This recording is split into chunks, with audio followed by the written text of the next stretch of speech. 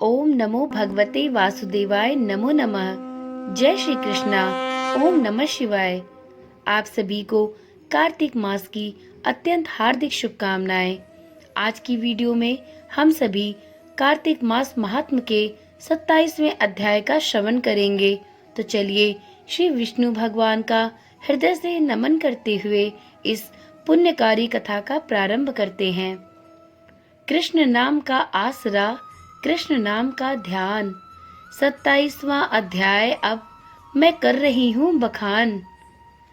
पार्षदों ने कहा, एक दिन की बात है, विष्णुदास ने नित्य कर्म करने के पश्चात भोजन तैयार किया, किंतु कोई छिपकर उसे चुरा ले गया।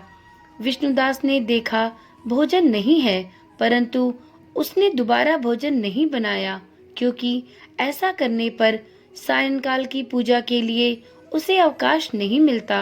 अतः प्रतिदिन के नियम का भंग हो जाने का भय था। दूसरे दिन पुनः उसी समय पर भोजन बनाकर वे ज्यों ही भगवान विष्णु को भोग अर्पण करने के लिए गया, त्यों ही किसी ने आकर फिर सारा भोजन हड़प लिया। इस प्रकार 7 दिनों तक लगातार कोई उसका भोजन चुरा कर ले जाता रहा। इससे विष्णुदास को बड़ा विस्मय हुआ। वे मन ही मन इस प्रकार विचार करने लगा, अहो, कौन प्रतिदिन आकर मेरी रसोई चुरा ले जाता है। यदि दोबारा रसोई बनाकर भोजन करता हूँ तो सायंकाल की पूजा छूट जाती है। यदि रसोई बनाकर तुरंत ही भोजन कर लेना उचित हो तो भी मुझसे यह न होगा, क्योंकि भगवान विष्णु को सब कुछ अर्पण किए बिना कोई भी वैष्णव भोजन नहीं करता। आज उपवास करते हुए मुझे 7 दिन व्यतीत हो गए। इस प्रकार मैं व्रत में कब तक स्थिर रह सकता हूँ। अच्छा, आज मैं रसोई की भली भांति रक्षा करूँगा। ऐसा निश्चय करके भोजन बनाने के पश्चात वह वहीं कहीं छिपकर खड़ा हो गया। इतने में ही उसे एक चंडाल दिखाई दिया, जो रसोई का अन्न हर कर जाने के लिए तैयार खड़ा था। भूख के मारे उसका सारा शरीर दुर्बल हो गया था। मुख पर दीनता छा रही थी। शरीर में हाड़ और चाम के सिवा कुछ शेष नहीं बचा था।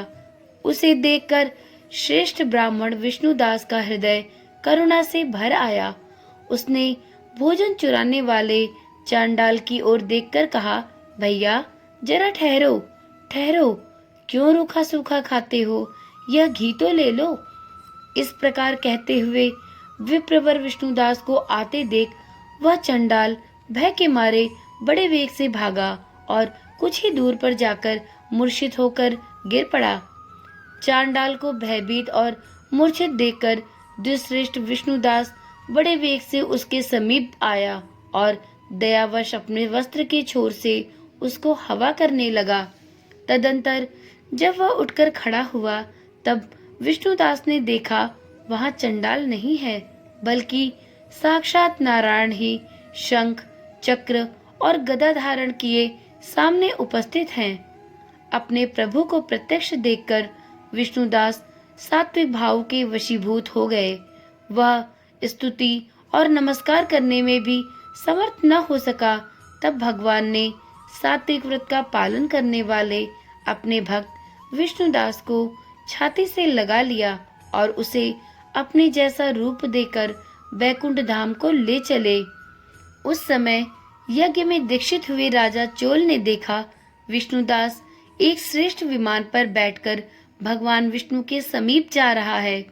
विष्णुदास को वैकुंठ धाम में जाते देख राजा ने शीघ्र ही अपने गुरु महर्षि मुद्गल को बुलाया और इस प्रकार कहना आरंभ किया, जिसके साथ स्पर्धा करके मैंने इस यज्ञ, दान आदि कर्म का अनुष्ठान किया है, वह ब्राह्मण आज भगवान विष्णु का रूप धारण करके मुझसे पहले ही वैकुंठ धाम को जा रहा है। मैंने इस वैष्णो धाम में भली भांति दीक्षित होकर अग्नि में हवन किया और दान आदि के द्वारा ब्राह्मणों का मनोरथ पूर्ण किया, तथापि अभी तक भगवान विष्णु मुझ पर प्रसन्न नहीं हुए और इस विष्णुदास को केवल भक्ति के ही कारण श्री हरि ने प्रत्यक्ष दर्शन दिया है। अतः जान पड़ता है कि भगवान विष्णु केवल दान और यज्ञों से प्रसन्न नहीं होते, उन प्रभु का दर्शन कराने में भक्ति ही प्रधान कारण है। दोनों पार्षदों ने कहा। इस प्रकार कहकर राजा ने अपने भांजे को राज सिंहासन पर अभिषिक्त कर दिया। वे बचपन से ही यज्ञ की दीक्षा लेकर उसी में संलग्न रहते थे, इसलिए उन्हें कोई पुत्र नहीं हुआ था। यही कारण है कि उस देश में अब तक भांजे ही राज्य के उत्तराधिकारी होते हैं। भांजे को राज्य देकर राजा यज्ञशाला में गए और यज्ञ कुंड के सामने खड़े होकर भगवान विष्णु को संबोधित करते हुए 3 बार उच्च स्वर से निम्नांकित वचन बोले। भगवान विष्णु, आप मुझे मन, वाणी, शरीर और क्रिया द्वारा होने वाली अविचल भक्ति प्रदान कीजिए। इस प्रकार कहकर वे सबके देखते देखते अग्निकुंड में कूद पड़े। बस उसी क्षण भक्त वत्सल भगवान विष्णु अग्निकुंड में प्रकट हो गए। उन्होंने राजा को छाती से लगाकर एक श्रेष्ठ विमान में बैठाया और उन्हें अपने साथ लेकर बैकुंठ धाम को प्रस्थान किया। नारद जी बोले, हे राजन, जो विष्णुदास थे वे तो पुण्यशील नाम से प्रसिद्ध भगवान के पार्षद हुए और जो राजा चोल थे उनका नाम सुशील हुआ। इन दोनों को अपने ही समान रूप देकर भगवान लक्ष्मीपति ने अपना द्वारपाल बना लिया। कार्तिक मास महात्म कथा का 27वां अध्याय संपूर्ण हुआ।